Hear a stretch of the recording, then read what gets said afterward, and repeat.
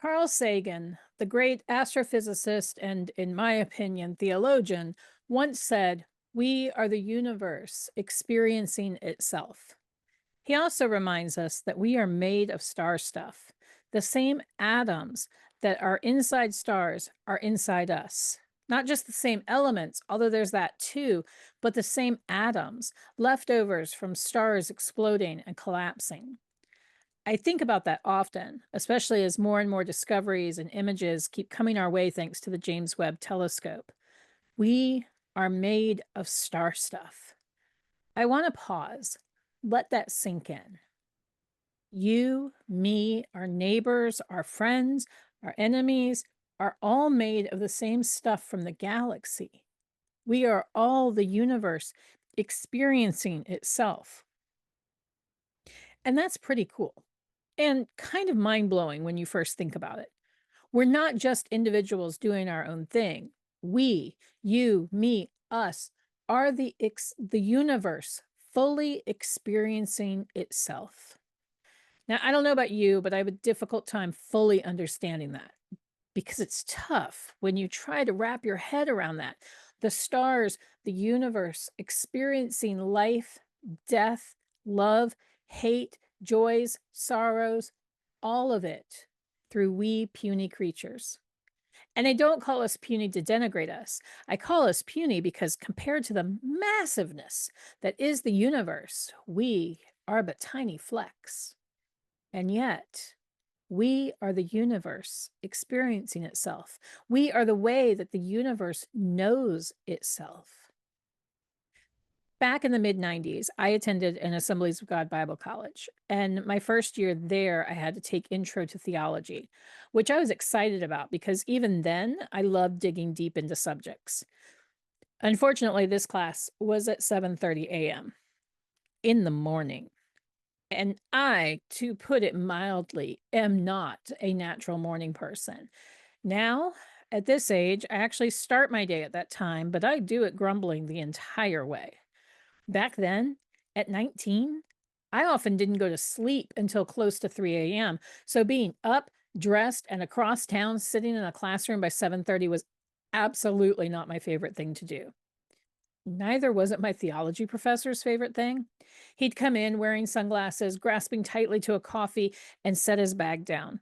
Class did not begin until he removed his sunglasses, which never happened before his coffee was done. And because I've been with you now for so many years, you know me, and you know that I love to ask questions, lots of questions. Do not think, dear friends, that a too early in the morning class was going to be the place where I failed to do that. So here we are in this class, trying to comprehend the omniscience, omnipresence, and omnipotence of God. And for those of you who did not get a too early theology class, that is the concept of the all-knowing, always present, and all-powerful God. These are big theological concepts, difficult for our brains to comprehend on good days, let alone at 7:30 in the morning. The last question that I ever got to ask in class, the question that caused the professor to put his sunglasses back on and sit down for 10 minutes was simply, how do we know we're the present day? If God saw the entire timeline of humanity all at the same time, how do we know that we are the thing that God is currently paying attention to? Yes, that's how I broke my theology professor. I didn't see him the next semester or ever again. Yeah, there were signs back then of who I'd turn out to be. Anyway, I did not and have not received a satisfactory answer to this. Now, the question is still always in my brain, just tweaked a bit more these days. The universe is ever expanding, ever changing, ever existing.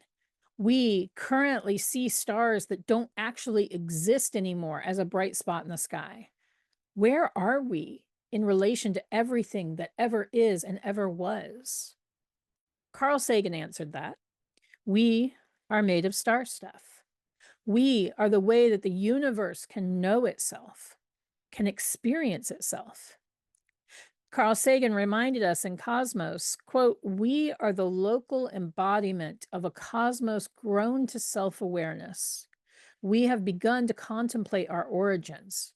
Star stuff pondering the stars, organized assemblages of 10 billion atoms, considering the evolution of atoms, tracing the long journey by which here at last consciousness arose. Our loyalties are to the species and the planet. We speak for Earth. Our obligation to survive is owed not just to ourselves, but also to that cosmos, ancient and vast, from which we spring. One of the things that I love about Unitarian Universalism is that each of us gets to assemble our own theologies. Assemble, disassemble, reassemble, et cetera, until the day our bodies decompose and return to the earth and the universe. That's also pretty cool.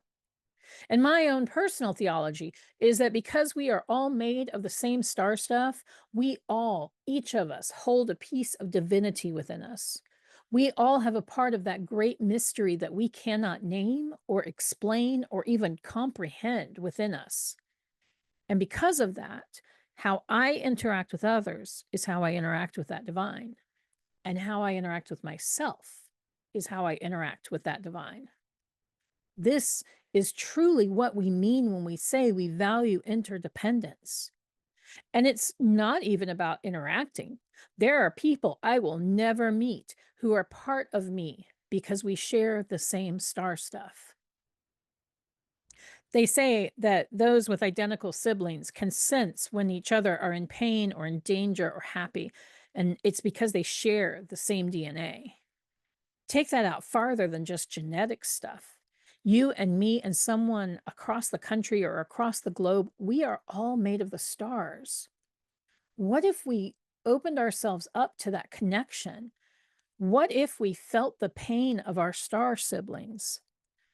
Would knowing that our existence is the way the universe knows itself change how we behave towards ourselves, towards our planet, towards each other? If our hearts broke with our star siblings when they encounter poverty, war, oppression, we wouldn't need to stand up and fight these evils. We'd know. We'd know how much it hurts, and we wouldn't do it. If we were able to experience the universe experiencing itself that way, there could truly be peace.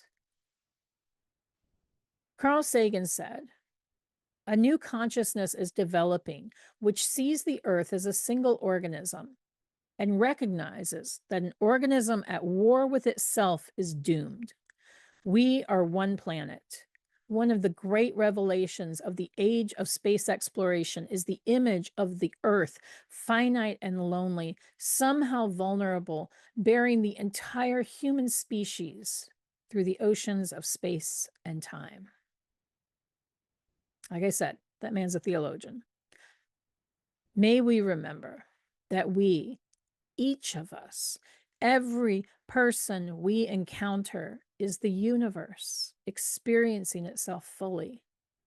May we treat each person as if they are divinity personified, the universe recognizing who it is and experiencing this world. Amen. May it be, and blessed be.